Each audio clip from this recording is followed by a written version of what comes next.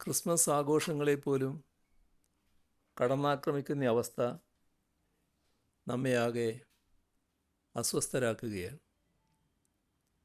Madhya Pradesh, UP, Karnataka, Haryana, Odisha, Chhattisgarh, Bihar, Jharkhand മുതലായ സംസ്ഥാനങ്ങളിൽ വ്യാപകമായി ഇത്തരം ആക്രമണം നടക്കുന്നതിൻ്റെ വാർത്ത വന്നു.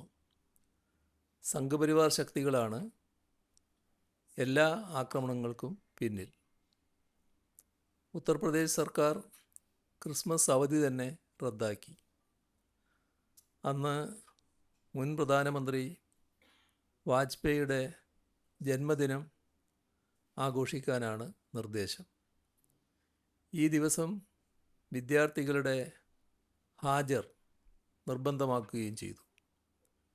ഇതിൽ നിന്നൊക്കെ കേരളം വിട്ടുനിൽക്കും എന്നാണ് നമ്മളെല്ലാവരുടെയും ബോധ്യം.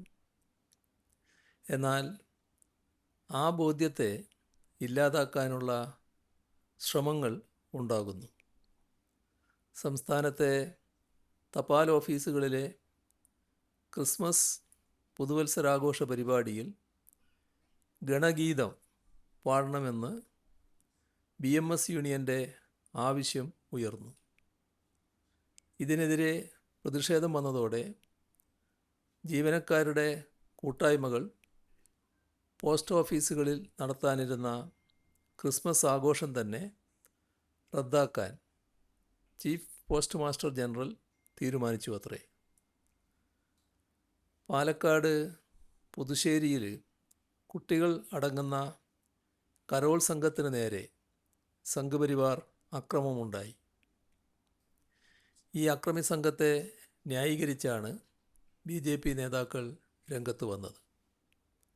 കരോൾ സംഘങ്ങളെ അപമാനിക്കുന്ന രീതിയിൽ അവർ പൊതുവായി മദ്യപിക്കാറുണ്ടെന്നും മാന്യതയില്ലാത്ത രീതിയിലാണ് കരോൾ നടന്നതെന്നുമുള്ള ന്യായീകരണങ്ങളാണ് ചില മുതിർന്ന നേതാക്കളായവർ തന്നെ നിരത്തിയത്. അക്രമങ്ങൾ നടത്തിയവർക്കെതിരെ കർശന നടപടി സ്വീകരിച്ചിട്ടുണ്ട്. ചില സ്വകാര്യ സ്കൂളുകളിൽ ക്രിസ്മസ് ആഘോഷങ്ങൾ നടത്തുന്നതിനെതിരെ RSS അനുകൂല സംഘടനകളിൽ നിന്ന് സമ്മർദ്ദവും ഭീഷണിയും ഉണ്ടാകുന്നതായി റിപ്പോർട്ടുകളുണ്ടായിരുന്നു. ചില സ്കൂളുകൾ ആഘോഷങ്ങൾ ഒഴിവാക്കി വിദ്യാർത്ഥികളിൽ നിന്ന് വാങ്ങിയ പണം തിരികെ നൽകുകയും ചെയ്തിട്ടുണ്ട്. ഇത്തരം സംഭവങ്ങളെക്കുറിച്ച് അടിയന്തര അന്വേഷണം നടത്താൻ സർക്കാർ ഉത്തരവിട്ടിട്ടുണ്ട്.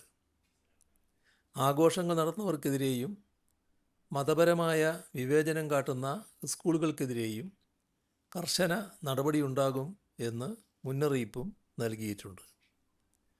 കേരളത്തിൽ ഇത്തരം ശക്തികൾ തലപൊക്കുന്നു എന്നത് ഗൗരവമായാണ് കാണുന്നത്.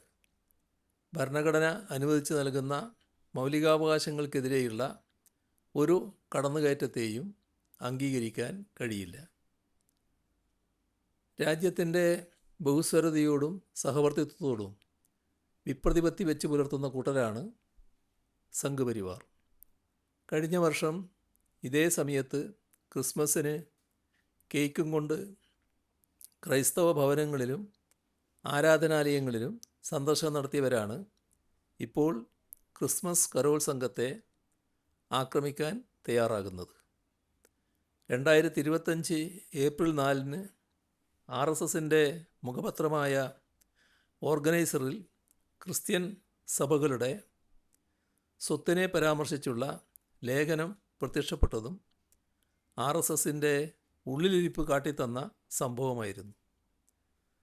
അപരമത വിദ്വേഷം പടർത്തി മതനിരപേക്ഷതയെ കളങ്കപ്പെടുത്തുന്ന സംഘപരിവാർ ശ്രമങ്ങളെ നമ്മുടെ നാട് ഒരു തരത്തിലും അംഗീകരിക്കില്ല. ഇത് ആവർത്തിച്ച് പറയേണ്ട സന്ദർഭം കൂടിയാണ് ഈ ക്രിസ്മസ് പുതുവത്സര വേള.